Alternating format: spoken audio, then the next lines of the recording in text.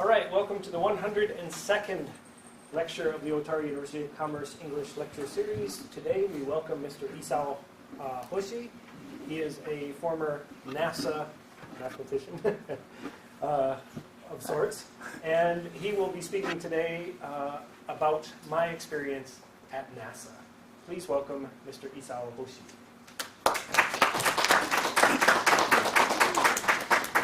First, thank you very much for giving me such a wonderful opportunity to share my experience with you guys. And by the way, I used to study here just like you were doing today.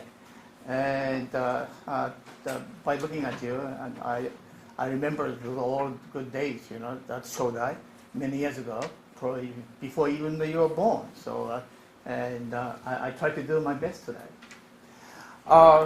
First, you might be wondering, where I might be from. I was born in a small town called Nikki, not too far from here. And then I spent junior high, senior high, and college here. So then I went to U.S. To study a little bit more than what average Japanese students are. So today, somehow after my college education in the U.S., and I had a chance to work for a company which had a large contract with NASA. So they sent the NASA facility, and I worked there for about 15 years or so. I had a marvelous time, probably the best time ever in throughout my life. So I just want to share something and where I grew up, or not really grew up, but grew up in the U.S. And then we go through some of the slides. By the way, if you would like to interrupt anytime and ask me some question, please raise your hand. Ask me any question you might have. I don't mind at all. Okay? This is the NASA, and I worked the NASA Goddard Space Flight Center, which is in Greenbelt, Maryland, is about 30 miles from Washington, D.C. We have about some 6,000 or 7,000 employees at that time. Today they still do. So that's where they are. Today's Goddard Space Flight Center. Next slide. This is the one where they are trying to show off the Apollo 1 launch picture. You have seen it before, but it's really nothing to it. Here we go. This is the United States. I went to a little college in here in North Carolina. Then Goddard Space Center is about around here. The Florida Center, Cape Canaveral is somewhere around here. I've been there only 2 or 3 times or so, but I never observed or watched the actual launch.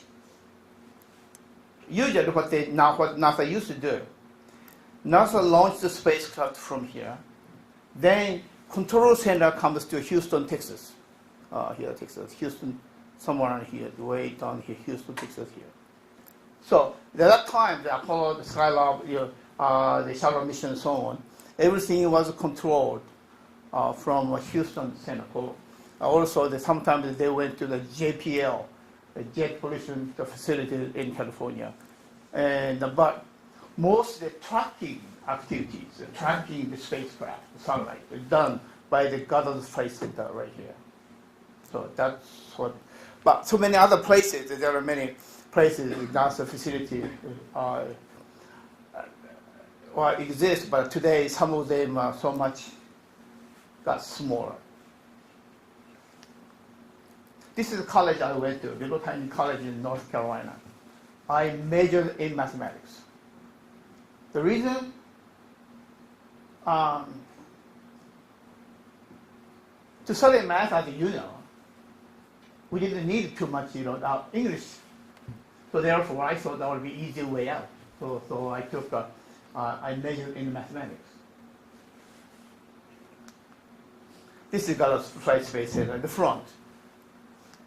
This is the whole campus, Goddard Flight Space Center. This is the main gate. I used to work in this building. They're huge. Probably maybe 3-4 times bigger than maybe 10 times bigger than the shoulder. The land-wise, you can see how big it is. And Washington, D.C., this side, about 20 miles from here, but this side somewhere. New York is this side somewhere. This is the NASA radar site. At that time, we did not have the GPS satellite to control the launch spacecraft. So we have to rely on all the tracking data. We track, we used to track the satellite coming in through the sky. You don't see it. Those data we receive, then we use those data to calculate so many other numbers in the Houston or JPL may have needed at that time.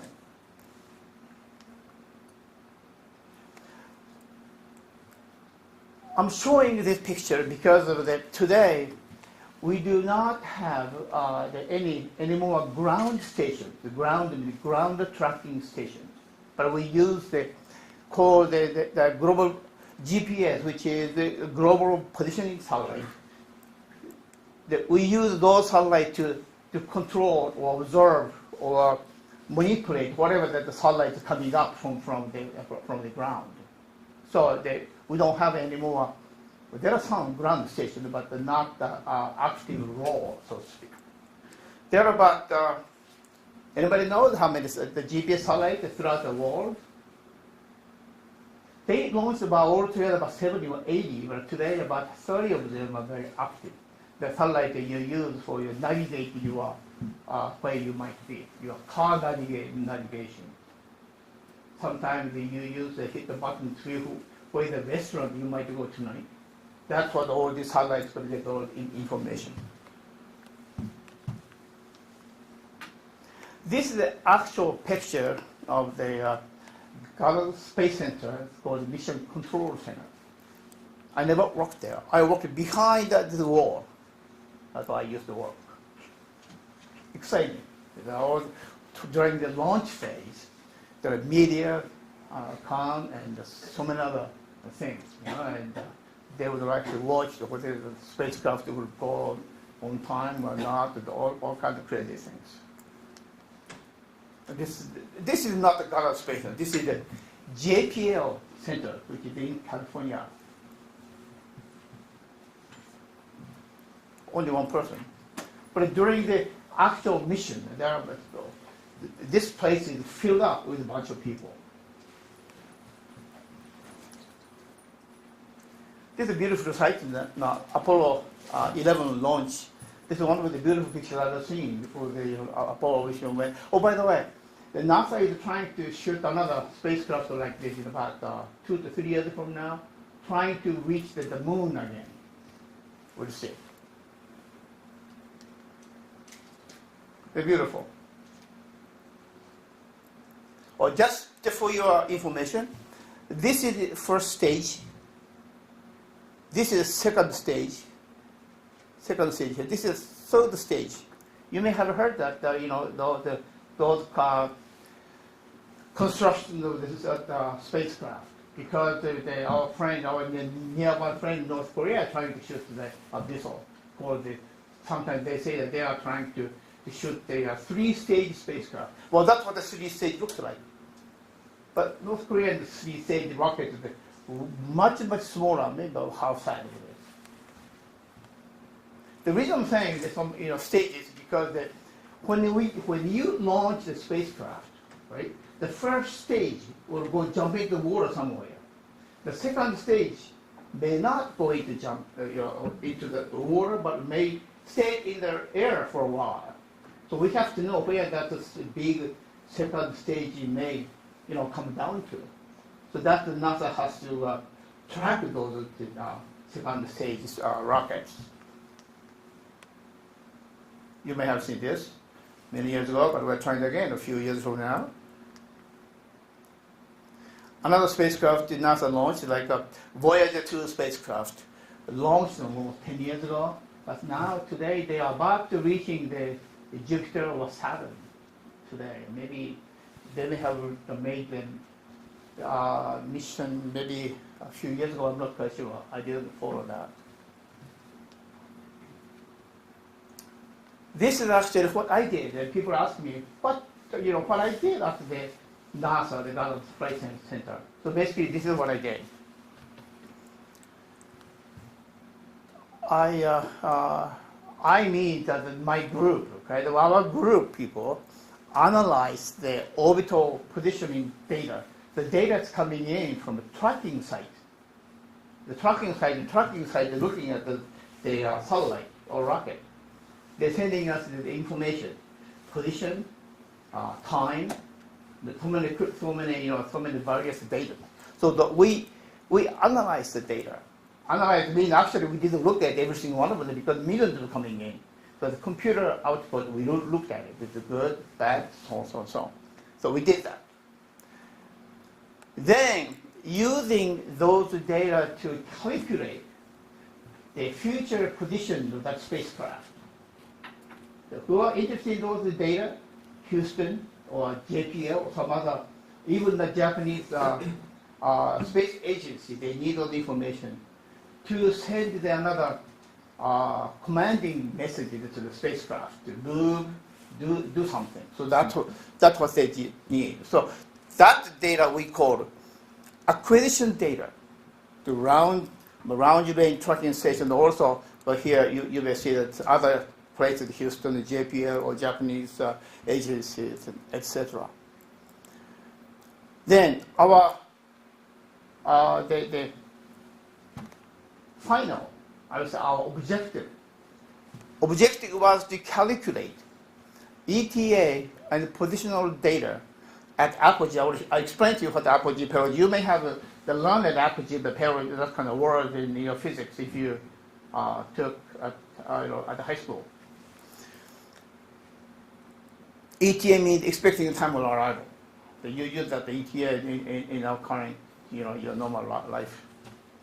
Then determine the orbit of the second stage of the rocket. I said that became one of our jobs, so to speak, to where that second stage of rocket might be. Well, you may not be there, so you happen to be there, so you have no idea what kind of thing the way that we used to go through. It's tremendous. It's every move or every analyzation, so to speak, we make will have an impact. So we have to be very, very careful with that. I use a lot of words, so to speak, so I'm more explaining what the words you talk about. Here, this is a spacecraft. This is Earth.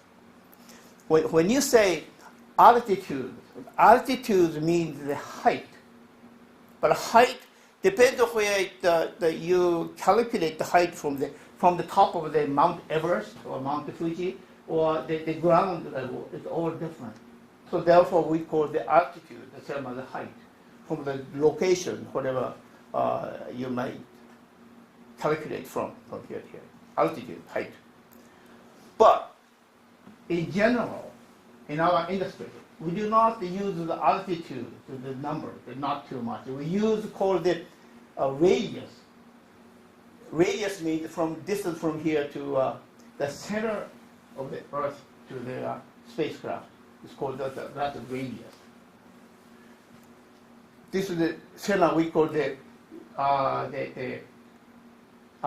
well, I would say the geological term we call the geocentric. That kind of word you use, center of the Earth.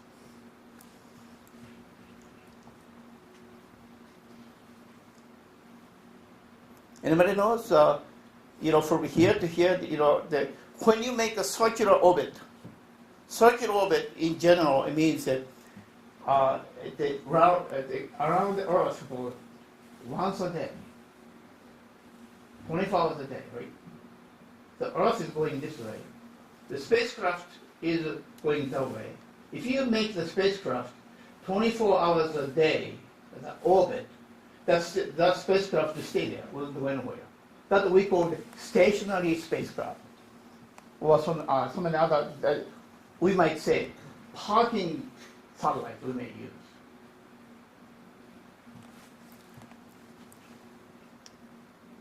Here we go. we launched spacecraft somewhere here. This is our initial orbit going around that way. You may think that when we launch spacecraft, you may have heard that, so the Japanese JAXA launched spacecraft and was successful. Successful doesn't mean really they're successful. Successful terms that happened right here is called the apogee point. The furthest from the Earth called the apogee. Now, when spacecraft that reach this point, then we fire. We change this altitude. Altitude means the position of the spacecraft a little bit this way. Then we put the fire this way. So spacecraft goes that way. Then we make a round orbit. That is our final. It's called the successful rest of the mission. That's what we call. Until then, we cannot say the mission was or launch was successful. But now this one is called the perigee. When we launch the spacecraft, reach this, then going that way. Sometimes, if we don't do anything at this point, you know what's going to happen? It may go out from here, go around. Then, if you don't do anything here, the spacecraft may come down to Earth because of the gravity. All change. So therefore, calculating this point is extremely significant.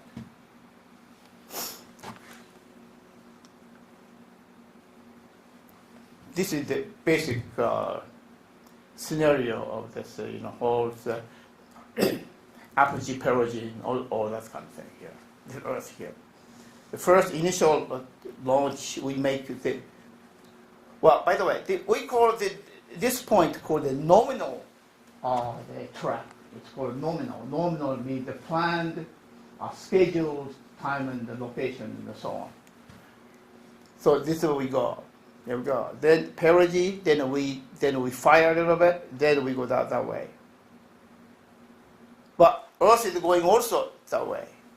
So when the mission was successful, fire here, right? This spacecraft is not gonna move because the Earth is also going same degree, not the speed-wise.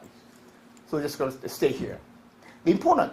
If the satellites going around the Earth like 22 hours, which means sometimes the spacecraft may go behind the other side of the Earth, they may not see the signal.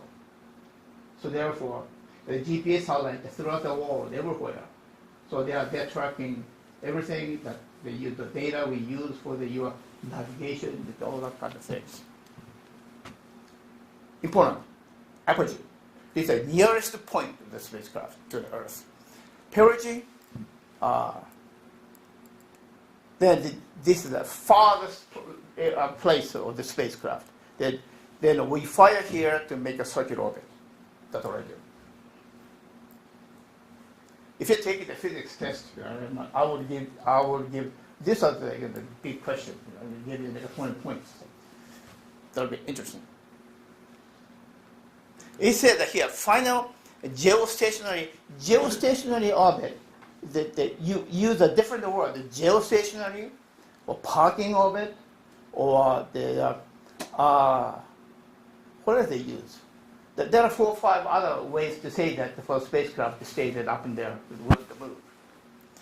Have you noticed that any kind of little tiny TV, what do we call it? They look at the satellite to receive the television signal. Always pointing the same, same place. This spacecraft,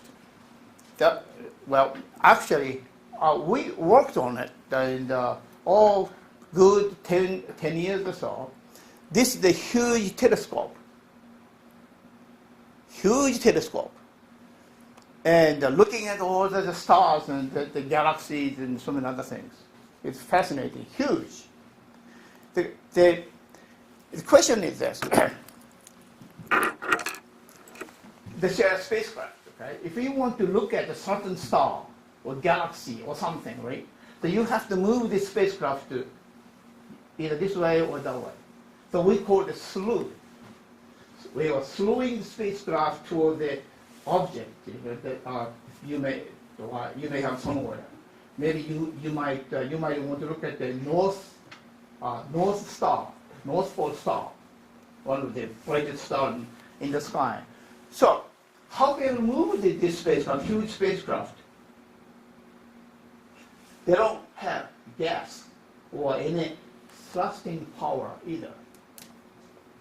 Then how are you going to move this? It's very interesting. We call inside there are huge gyros. It's kind of the object, the round thing that moves around. Okay? If you move this way for about 2,000 times, then spacecraft can move a little bit that way. Also, we have one more axis. Gyro move this way for about another 1,000 times. The spacecraft moves a little bit this way. The three-way movement to make it pinpoint a certain star. That's what they use. And I never seen it. No, not what the gyro looks like, but I know how we learned how that thing works. All the spacecraft up there in the sky is about even today, they use a similar technique, so to speak. But nowadays, the more spacecraft has a little tiny hole here for the thrusting hole. That's why you spit some of the gas to make a little bit of movement. You are so quiet. Do you understand it? You have no idea what I'm talking about? Do you have any questions? You're very quiet. Too quiet. That's scary. Here we go. I talked about how we're going to change that spacecraft attitude. Attitude means the shape, how they want to move. Okay? The inside the spacecraft, there are something move. There are big things that they move. Okay, we call it the yaw, the pitch, and the roll. It's just sometimes people say, "Oh, yaw and pitch," that's what they use. But move how many times? Here, turn around this time for 1,000 times, so it's going to move about 1 degree. And the pitch going this way. There are three things inside. That's why we control the spacecraft. This they use it. But again, today they might use this whole thing is inside the satellite. This is actually launch phase. And we launched spacecraft from Cape Canaveral. We used to do that from here. The spacecraft going that way. It would show that how many miles. This is height, altitude. We call altitude.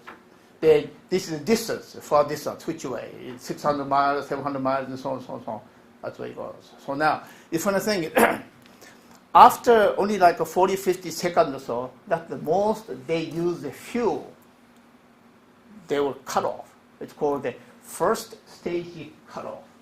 That's a big rocket that usually jump into the water, Pacific Ocean somewhere. Then going up.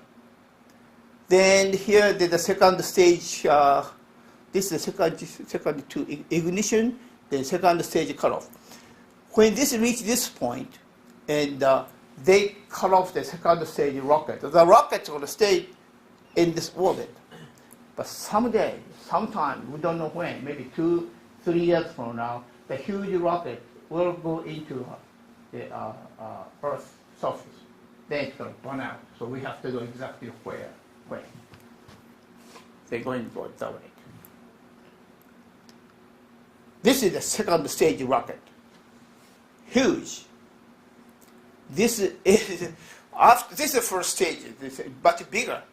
This is going into the ocean, so they don't have to worry about it. But usually when NASA launches the spacecraft, we tell all industry, everybody else in the water, this spacecraft, the trajectory is going that way. Therefore, you shouldn't be there at a certain place, because this huge rocket may hit some of those ships and so on. But this one, the second stage, is going to stay in air. So somebody has to track. So we did. So we track this one, and where when it's going to come down to Earth. Usually, not usually, 100% time they burn out completely. Completely kind of huge, burn out. It's amazing.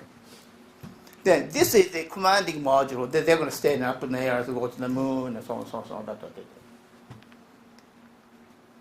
This is actually, this picture came from my time, when I used to work with those guys. So we are looking at all the orbital elements, orbital data. We are looking at it, where spacecraft is, what. That's what they use. Not much different, but I visited 3 years ago, the Goddard Space Center. They don't use this kind of old machine anymore. They use just like anybody else using here. But they are still carrying the same, here we go. Same the information, velocity, so many other crazy things. These are my friends, by the way. We don't have those kind of things anymore. This is the IBM's, the record keeping. You can see all the old tape and so on, so on, so on. But I want to show it to you. That's what we used to use. This kind of thing you don't see anymore. Even you have to, very difficult even to find it in the, well, anyway, just don't have anything. Maybe, but I got to show it to you. Here we go. Now, I have this one. This is called when we launch spacecraft, called the flight dynamics. We call where they are, the height, velocity is, how speed of the rocket is. Why? I want to show you this one because my first job ever got into this business, so to speak. Those dynamics, those values, so on, I actually programmed. I wrote programs so that the correct numbers were displayed. That's what I showed to you. These are all zeros. So they took the pictures before the actual launch occurred. They're the same thing.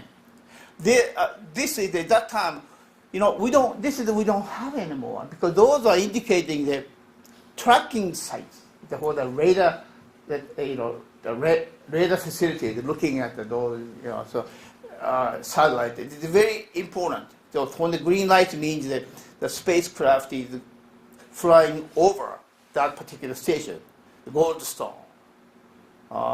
Some of the names I could recognize.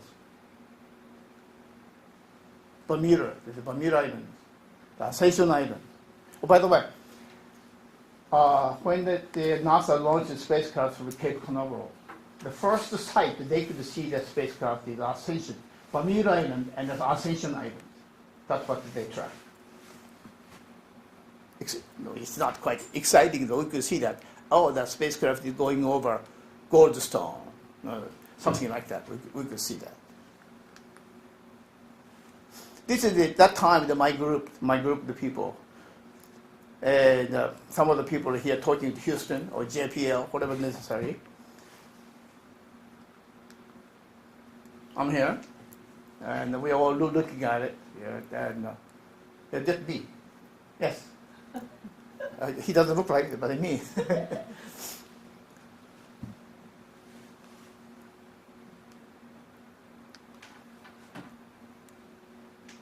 This guy's still here, but that time that's what the mission control room looks like. But today they're quite different. It was good old days, Every time we launched like shuttles and Apollos and so on, there are about 100 people or so behind on console somewhere. Then they're watching, our move, everything we do. Then, if it's necessary, I got to talk to Houston. He said, what does mean? But calling Houston says, hey, Houston, you got to have a good data. Is that good enough for you to put the fire out to the apogee, or not? All that kind of thing that we talk about. I really enjoy that. all in English, by the way. But when I talked to the Scuba Space Center, at that time, I got in. I was working to guide in the Scuba Space Center. So I talked to them in Japanese. They really appreciate it, by the way.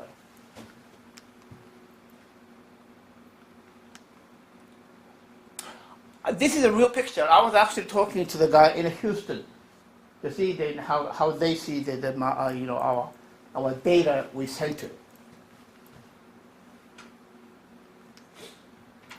Well, we don't, we usually we never stayed in that area all the time. So we had our own office, in nearby. So that was my office. You can see the windows, and I look very serious. Yes, that time was very serious. Now, I want to share some of my experience with Apollo 13. Apollo 13 was launched in 1970 or so, but on the way to the moon, the spacecraft exploded. Not the whole thing, just only one segment of the spacecraft called the oxygen tank exploded. The oxygen is needed for the breathing or another maneuver in the spacecraft. We needed that. So actually, when this thing happened, I was teaching in Virginia. However, this one was so intense mission, and I could not overcome. So that time, I told myself, I have to. I gotta get into the space business. So, but there is a will, there is a way. If you want something, if you seriously want something, you don't have to seek too much. You don't have to look for too much. Something may happen to you from heaven or from the city. The opportunity. That's what I call opportunity. This is the spacecraft launch. It's fantastic. I've never seen it, but I have put the picture here. This is from one of the Apollo missions going to the moon. Now, this one actually happened. Those three astronauts, by the way, they never died, and was in this here, right here. That's what they stayed. Then all of a sudden, this is called the Lunar Module, going into the surface of the moon. Then all of a sudden, here, it exploded. So the famous telephone call, the call from them to Houston. Houston, we got a problem, that's what they said. What's the problem? Well, it looks like we lost the major oxygen tank. Oh no. So, and I wish I could be there at Goddard Space Center, but I was not. But I tell you, after this happened, only about half a year at that point, that I joined. I started to work at the NASA. NASA showed the picture of again and again and again. Let our people know that if you want to do something, something has to be done. Something will be done. That was tremendous motivation that we received.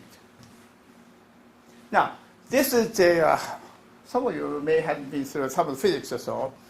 And by the way, when I joined with NASA, I didn't know this. I learned it. Okay? So, and this is called a velocity. When a spacecraft, you're trying to if you are in the spacecraft, trying to get out from the Earth's gravity going into the moon, you got to have some speed on the spacecraft to get out. That we call velocity. Velocity of escape means to get out of that the Earth's orbit or gravitational power. That's what we call. So, and the reason I have this formula here is if you are on a spacecraft going around the moon to get out of it, that power, it's called velocity, is not the same as getting out of the Earth's orbit. The Earth's gravitational power is 6 or 7 times more than the moon. So get out of the moon is not too bad at all. This is actually discovered from the moon. The moon we call the NASA people call the moon, they call the lunar. So it's called the moon's landing. Sometimes they call it the lunar landing. That's what they call. Here we go. This is very interesting. Here the Earth, the spacecraft going that way. Then almost to the moon, then explosion occurred. So the problem was they could not complete the mission. So they had to go around the moon, then come back. That's not easy. It is not easy at all. My understanding is about 30 or 40 PhD scientists worked on that all night, 2-3 nights, how to do, what to do. What kind of oxygen we may have left on spacecraft. So it's just tremendous effort was done. I think this is actually a picture, I think. When they are, let's see, my battery is dead. Here we go. Initially, the NASA, we planned the three stages. If something happened, we could return, let's see, we could return at this point to Earth. If something happened, we could come back here. But beyond that, we did not have any plan, not at all. So actually, this Apollo 13 went through. The Apollo 13 exploded at this point.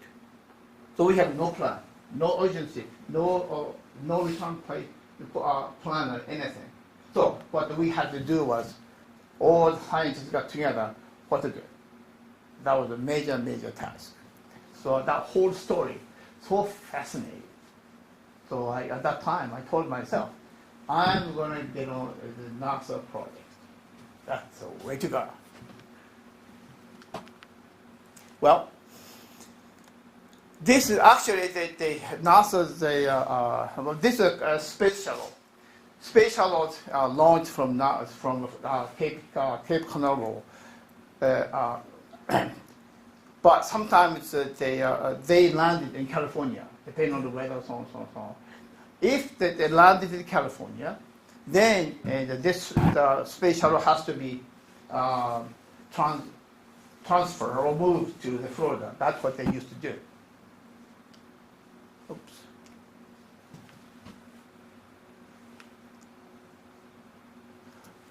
I have seen it. This is something else, huge.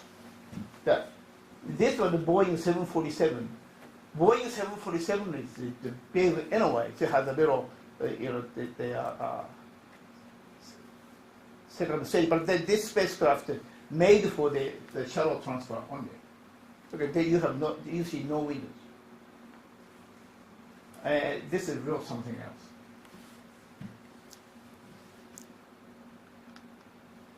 But NASA did it real good.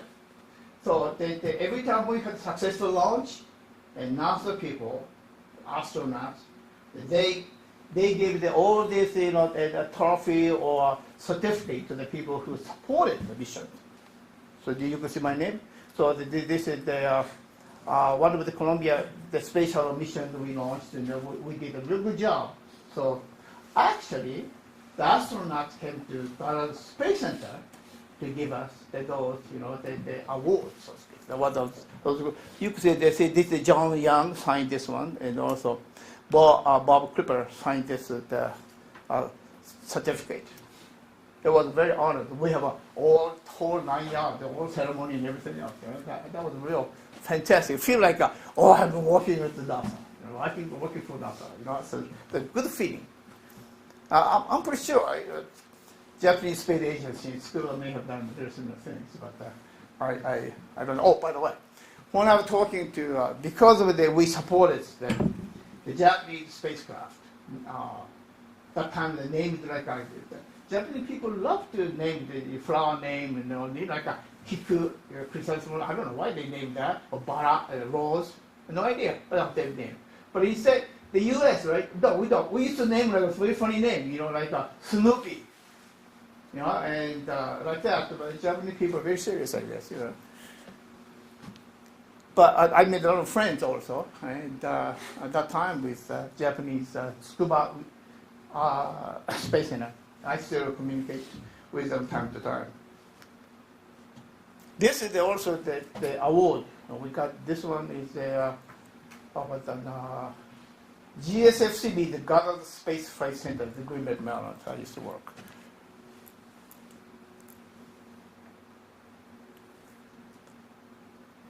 It doesn't look very serious, but it's very serious. We have a lot of ceremony and all that kind of things. You know, so they give it to so one by one, about 20 or 30 people or so receive that. This is also, you can see the old people sign it, the old astronauts sign it, give it to us. Real nice. Well, this is actually somebody took that one. Garrett, the astronaut Garrett came to our Goddard Space Center and gave us the awards. See this award? Oh, hold on. This is the award. But 7 or 8 of them in it, so I represented our team.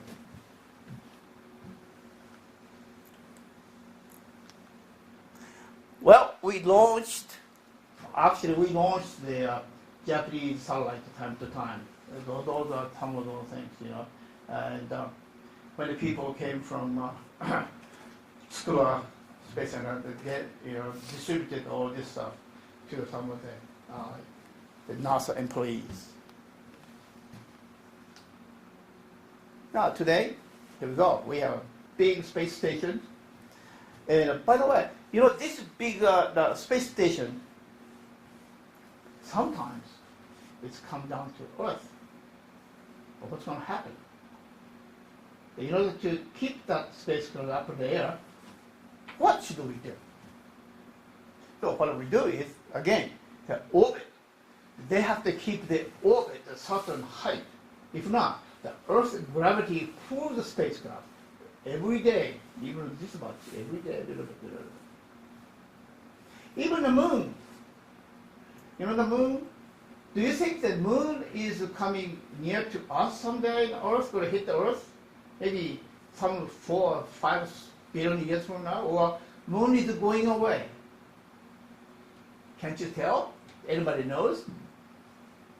Here's the question. Maybe I may throw the question at you, so you may, and later time, maybe go look at it. You know, if the moon is going away, or moon is going, coming down to Earth, hit the Earth, which this is a very good subject matter.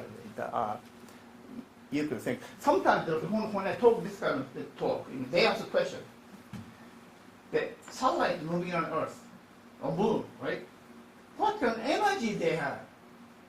In order to move around, right? You got to have some energy, some thrusting power, some rocket something, right? It's not. The satellite is moving around without anything. Just moving around. Why those things happen? Don't you think it's very interesting? Probably, if you took the physics course, probably you might know.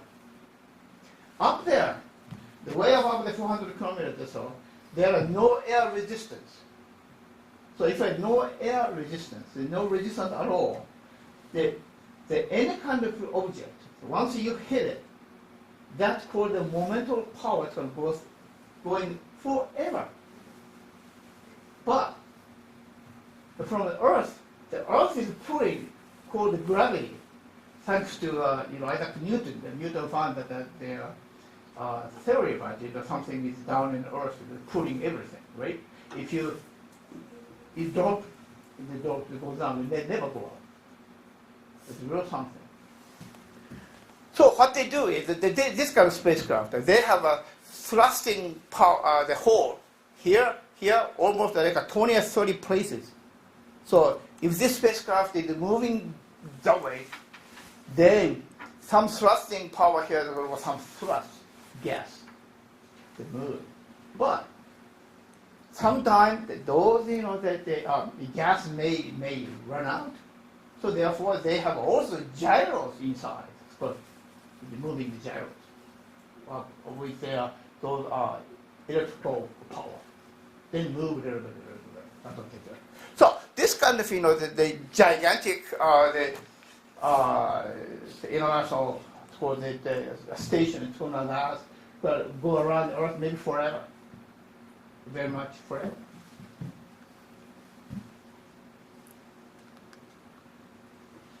Here's the thing. My lecture is ending now. This one is shows this picture here. The big question is now, today, and in the future, how many years it may take, we don't know. All the planets around the sun may crash into the sun or not, or we are going away, or which. This is a very good question. But there's a comet here. This looks like Earth. This looks like Jupiter, the Sun, and so on. Those, someday it may all crash into the Sun. Yeah, probably 40 billion years from now. It looks like it. Or the Sun itself is going to explode. Huge, almost like the size of the Mars orbit. But the Earth is totally go inside. At that time, if it happened, I think it would happen. You're not going to be there.